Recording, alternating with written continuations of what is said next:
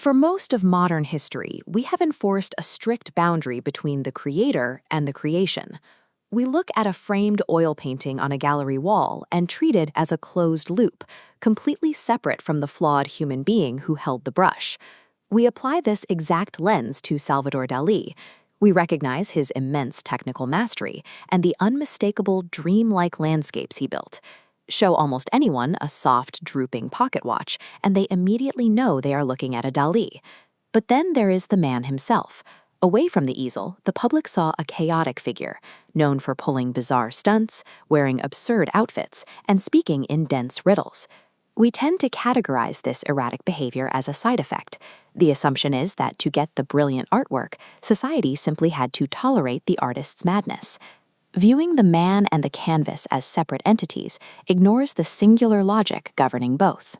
The bizarre public behavior functioned as a direct extension of the same creative impulse that filled his oil paintings.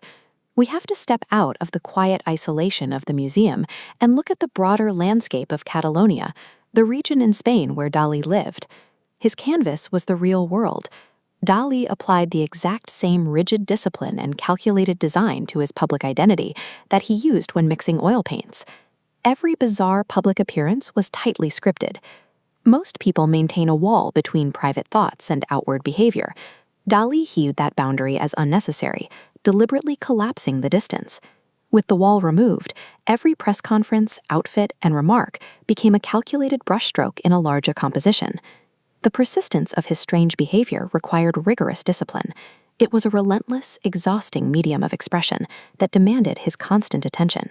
To properly evaluate his genius, we must conduct our formal critique not on the paintings he left behind, but on his life as a single 85-year performance.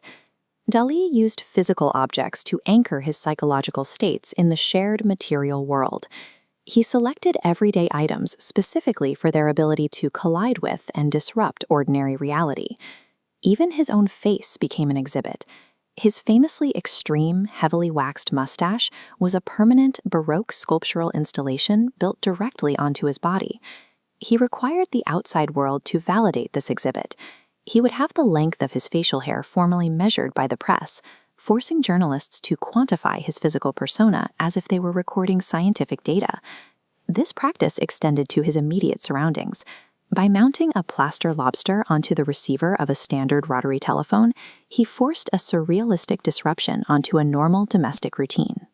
Through these physical anchors, the external world had no choice but to literally touch, measure, and interact with the surrealism he carried in his mind. Eventually, modifying his own body and household objects wasn't enough. He scaled his performance to encompass entire public spaces and media systems.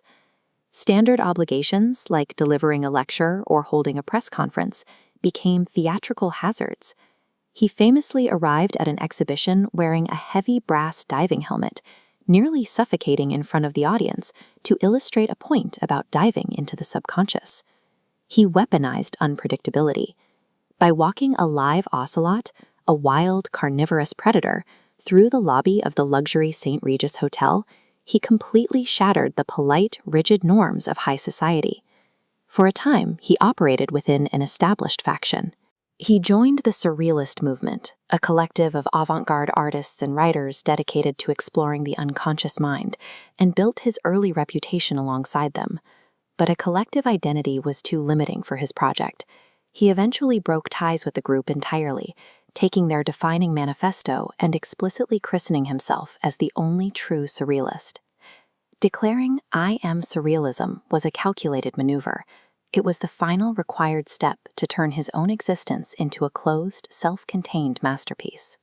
When you step back and view the 85 years from his birth in Figueres to his death in that same Catalonian city, the shape of the project becomes clear.